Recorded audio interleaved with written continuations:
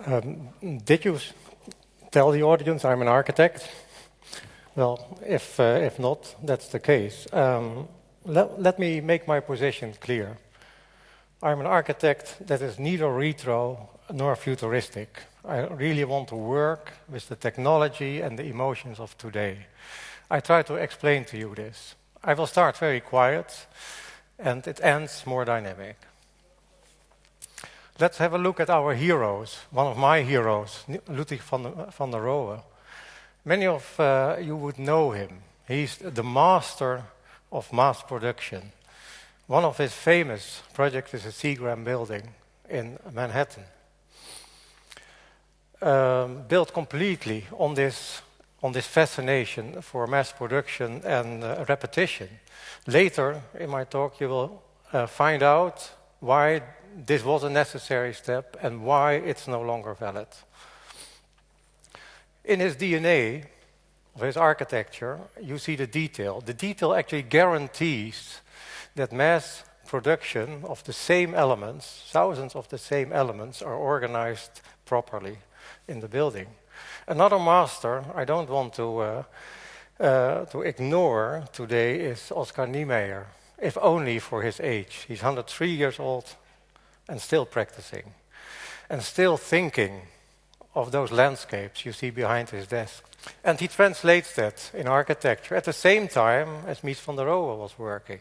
So he accepts mass production, but he has another layer to it, this emotive layer of softly undulating shapes. His DNA is the sketch, is the emotive sketch from within.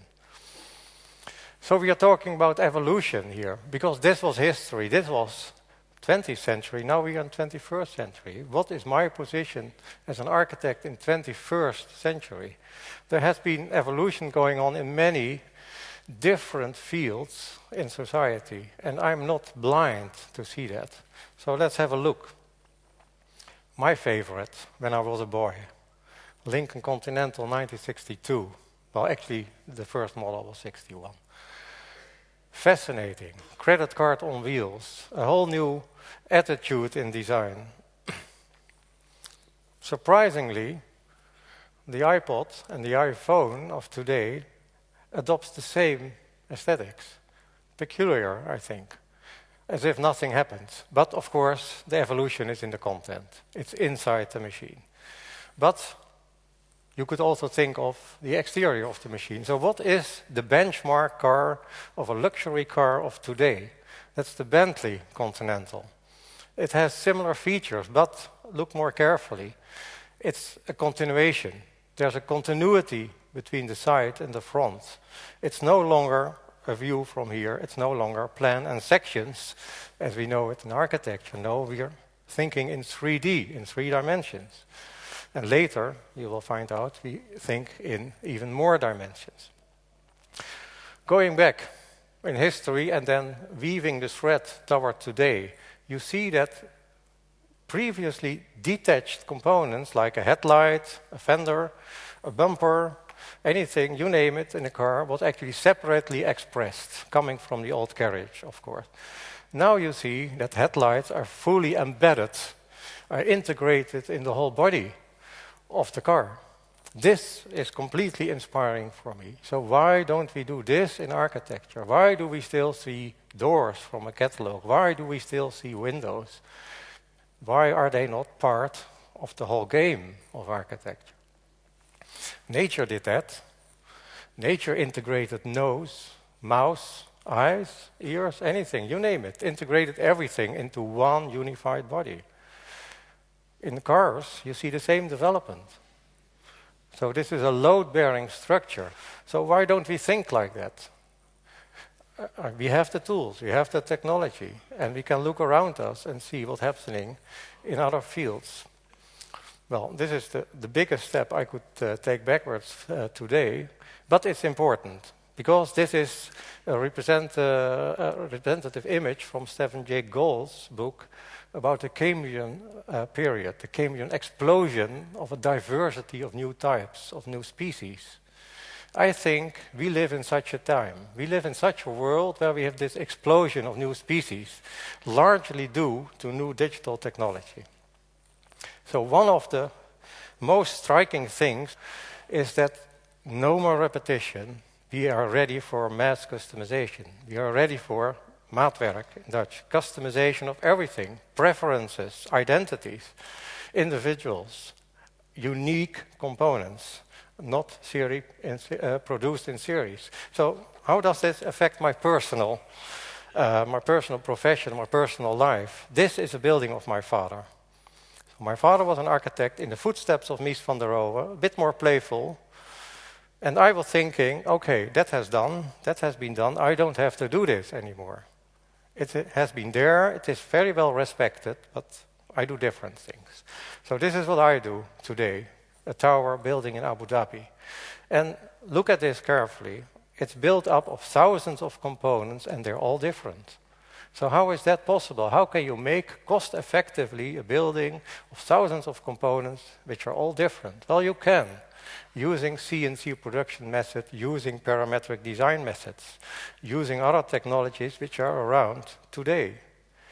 You only have to look at it, you have to identify it and apply it to your own discipline. Everyone in each discipline can do that. One of the features of our designs is to synchronize structure and skin. Well, this tells the whole story. It's the story of the cockpit building along the A2 highway. It's nothing more than that, actually.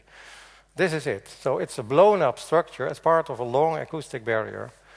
And as a result, all components are different. They're all stretched, little by little, stretched.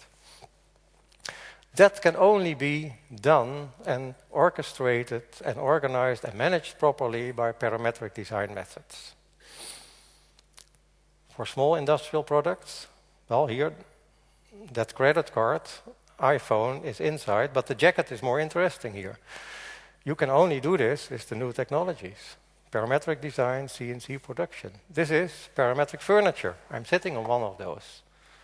And now I have to refer to another development, which is actually taking place in my research group at the TU Delft here. We are doing interactive architecture. That's the other level, the other step. We are developing new building blocks for a house, a sort of modern igloo. Parametric, all different, all unique, all fulfilling a single purpose, a single unique purpose. You can think of big towers like this student project of my research group. You can do large-scale urban designs, all based on parametric design methods. But we have to dive a bit deeper. We have to dig deeper. It's not just that. First of all, I think you should be explained what is the difference between complexity and complicatedness. Franco Gehry, the famous guy, is complicated, a pain in the ass, basically, for the building industry. Some aspects are intelligent, some are absolutely not. They are from the last century. He's clashing volumes to each other. He's creating conflicts. I'm not interested in conflicts.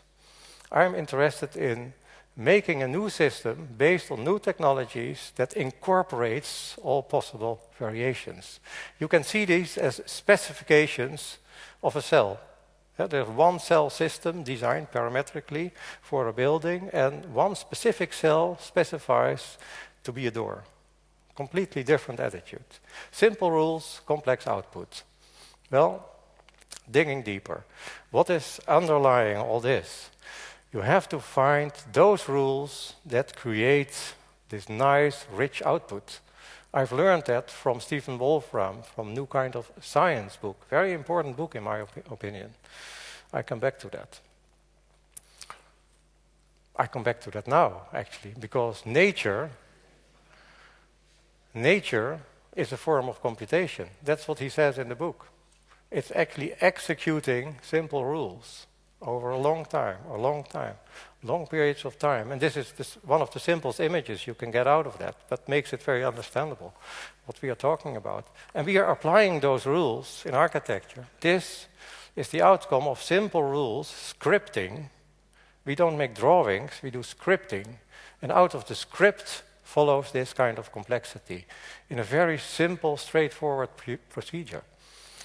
Le Corbusier, for our architects here in the audience, would have loved it, because this is the magnificent play of masses brought together in light, as he has put it. So the message, if you want a message at all, is that complexity actually forms the basis for the new beauty, for what we will experience in the coming decades as beautiful. It will be based on complexity. Complexity will invade all sort of disciplines. It will invade fashion. It will invade industrial design. It will invade architecture. This is one of my projects, where you see that one system has all these disguises, all these ways of adapting to a landscape, to a historical site, etc. It's all within the DNA of that system.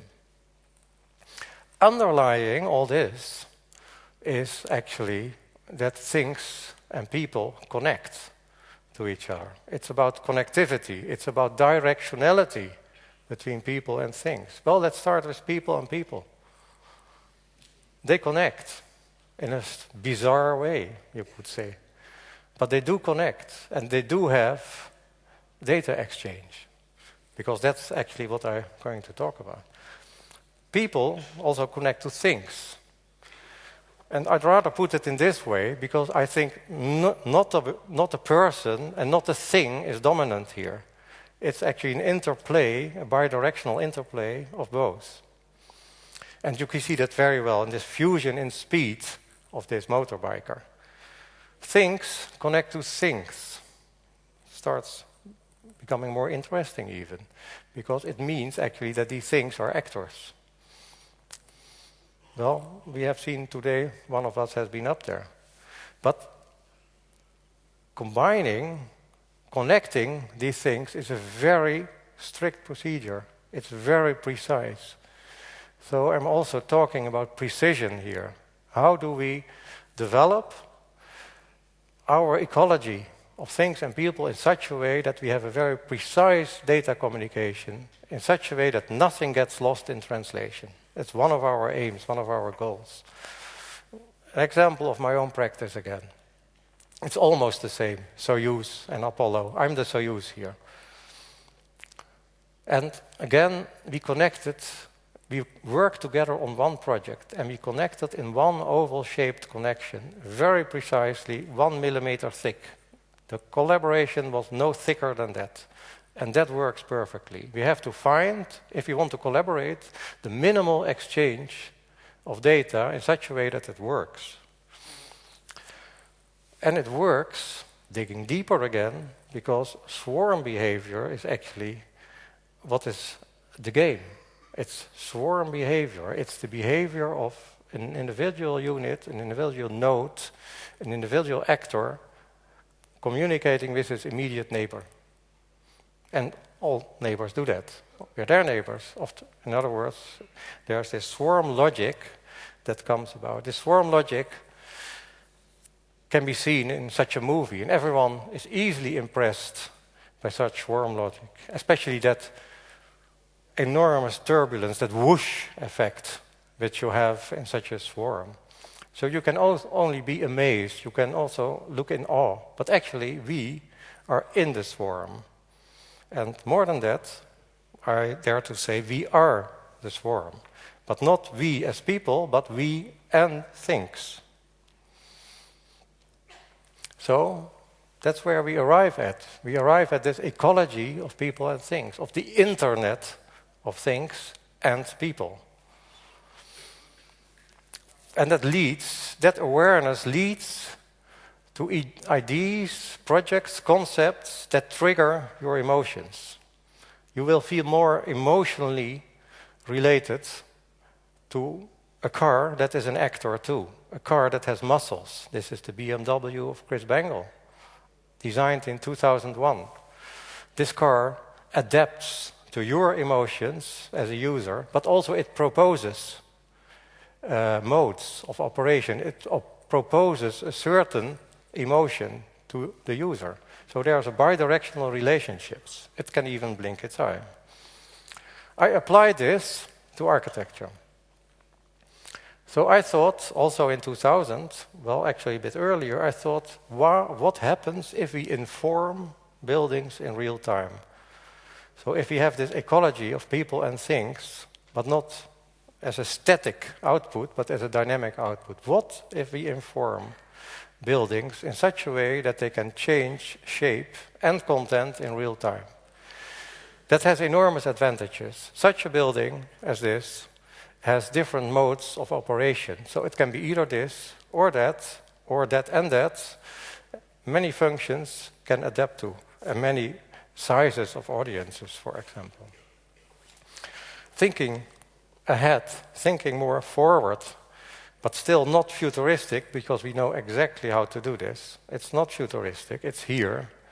We can make acoustic barriers that are only there if there is noise. Imagine a situation that you have no static barriers along highways or along trains, as in this case, but they only pump up or arise when there is noise. There's nothing more logical than that, actually. Why should the barrier there if there is no noise? So the train informs, by sensors and other technology, informs this swarm of elements to behave in such a way that it unfolds the noise and then relaxes again. And actually it doesn't have to do that, like dancing away, but it does this for fun. It just does this because it likes to act. So also these structures, which are informed in real time, they can become actors and have this bidirectional relationship with us. So let's wrap this up. Let's wrap this up by looking back at my own profession, architect making buildings. Not all buildings can be dynamic like this, not at all. I mean, 99% will not be dynamic, but it will have many of these emotions in a more fixed form. It's a fixed swarm, a frozen swarm. This is the CET building in Budapest. It's built. It has the feature lines. It has the power of the curve. Yeah, it has the emotion which is actually imposed on the swarm of thousands of unique components. And I actually am very happy that we were able to make buildings in this size, because that proves that we are reaching this critical mass of what is, in my opinion, the promise of the new beauty. Thank you very much.